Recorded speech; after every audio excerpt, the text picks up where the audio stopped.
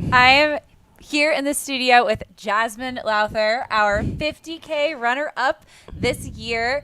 Welcome to the studio, Jazmine. Thank How does you. it feel finishing your first rut in second place? Yeah, it feels good. I think the main thing that feels really good is that it was like the top three, four women, Top four, top four I women believe. going under Yeah. course record. I think that's super badass. So, yeah, it's an honor. Yeah. I mean, what an incredibly fast year. So, what was your mindset going into the race today? I mean, this is your first time on this course.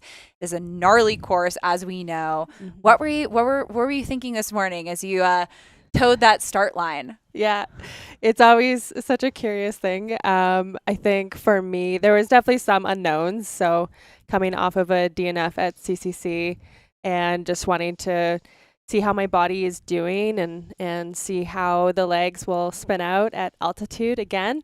Um, yeah, and then just the rut. I mean, the course is super badass. There's a ton of single track. There's a lot of technical ascents, descents, all the things that you can imagine. Highly recommend it for anyone who's considering it. I'd say it's like the most beautiful 50K mountain race in the States for sure. And yeah, I think I was just curious. That's what I told some of my friends, and I'm curious to see how it pans out. And always want to be gunning for the podium, of course. But Yeah. yeah, you never know. Yeah. So, was this always on your calendar? Were you planning on doing this race even if you had finished CCC, or was this kind of a last minute like, "Oh, you know what? I've got some legs, like let's send it. Let's do Yeah, it." absolutely. Definitely that. Yeah. Yeah. I was planning for just the VK and then realized like, oh, you know what? Let's just hold the phone and let's just jump into the It's a bit of 50K. an upgrade. Yeah. Wow, in Yeah. distance. Yeah, definitely. But So what was your race strategy today? So obviously, again, first time on the course, you're obviously familiar with like the GPX file and Mhm. what your teammates have shared with you about the course. But Yeah. did you have a strategy in place from a pacing perspective? What was sort of your strategy going into today? Yeah. Yeah, I always like make a little map, hand draw the course. Have some, Cute. yeah, have some like, highly recommend doing this. Have some goal times in mind. It was a little bit trickier because it is a slightly different course and going off of like Jen Lichter's past times and things like that. And yeah, I think this course, it is interesting because there is so much down up. So it can be tricky to kind of estimate your pace strategy. So I had to have like a bit more of an open mind of like, all right, I know that there is a climb coming up. I don't really know what it's going to be like.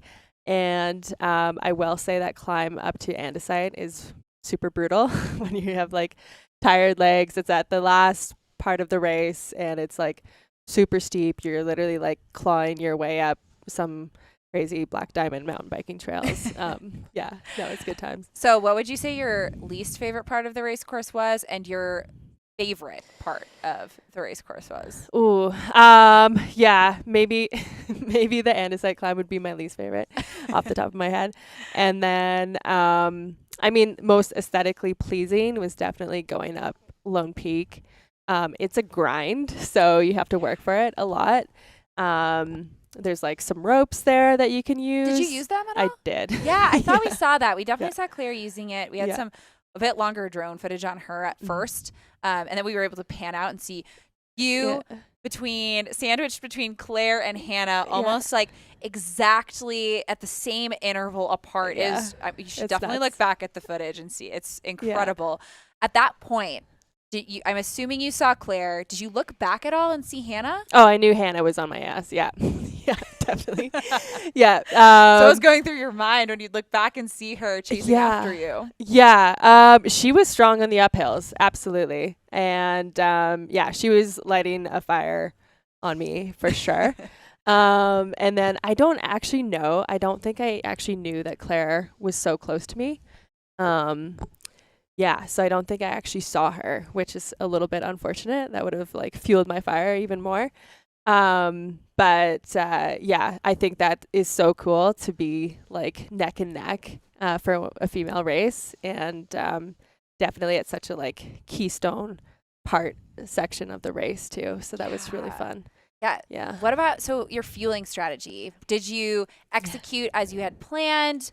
Did you have a pretty solid plan going into it? Were you little unsure of what you were going to do today? Or what was your mindset about your fueling strategy going into this? Yeah. Fueling strategy went a little bit out the window, but I'll contribute that to like the intensity and then being at altitude. So like a little bit of nausea going on. But yeah, no, I did have some NAC gels, some of the caffeinated ones, which are great. And then I was mostly subsisting off of just liquid fuel. So Okay. what they had at the aid stations and Yeah. anything else. Did you like the temps? I mean, it was definitely a little bit cooler this year than previous years. Also, definitely better air quality as well. We've had some bad air quality years here, so that definitely can slow people down. What did you feel comfortable with the temps today, or were you looking for a hotter race? It was amazing. It was like the perfect race weather.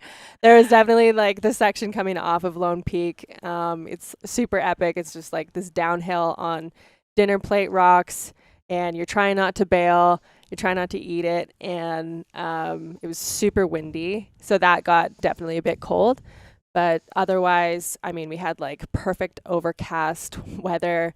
Like, what more can you ask for when you're trying to like go for a fast time on a course? And yeah, I did heat up a bit at the end. There's like this last little section where there's not too many trees, and it was like, ooh, if we had this the entire day, that would have for sure affected most of us. Maybe a little bit Yeah, more. yeah, A little slower, totally. perhaps. Yeah, absolutely. So I am so curious. What shoes did you race in? My go-tos, which are the Active Endurance 3s. They're just shoes. my good luck shoes. I love them too. I love them for all races, and they handled all of the crazy rocks very well. And I didn't roll an ankle. I did not bail. And yeah, I'll count that as a win too. I'd say they're still probably good luck shoes, huh? Yeah, totally, my faves. So from a layering perspective, I think I saw you had arm sleeves. Yeah. Is that, and then obviously the mandatory gear like green shell. Yeah. Is that, did you wear them the whole time or did you take them off? Basically the whole time. Yeah. And I'm It's a testament to the temps. Huh? Yeah. No, I love arm sleeves. You can like roll them up, roll them down. I did roll them down for a bit, definitely for like the climbs. And then as soon as we neared the top of Lone Peak, it was like super windy. So yeah, you can bring them back up again. And yeah, they're kind of nerdy, but super, super practical. And then at the very end, when it got pretty roasty, I put them away. It's like, okay, these aren't needed anymore. And I've seen you use poles a lot in the past. Yeah. What was the pole situation like for you today? Yeah, it was really just curious. I think doing this race again, I would maybe consider poles. Yeah. Like there's quite a few steep climbs, and I think you just have to be really good with like putting them away. I do think they would help you out just on those climbs. So I didn't have poles today. I am a big believer in poles for sure. Yeah, you're a pole wizard. Yeah. I've seen you with the poles. yeah. Brings out like the ski like movements out. Yeah, for sure. Yeah. Yeah. So yeah, I'm kind of hungry to come back. You just answered my next question. Yeah. I was just about to ask, are we going to be seeing you back next year? Yeah.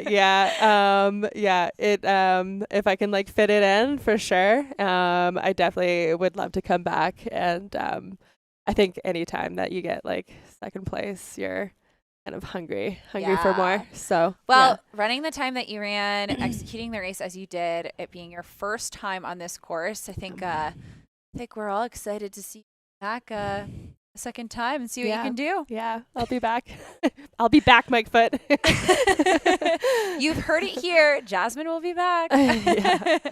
Well, thank you so much, Jazmine. Yeah, thank you. We're going to keep an eye on the finish line. So we're going to gather up Hannah, the third place finisher, for another interview shortly. But yeah, thanks. Thank We'll you. be back soon.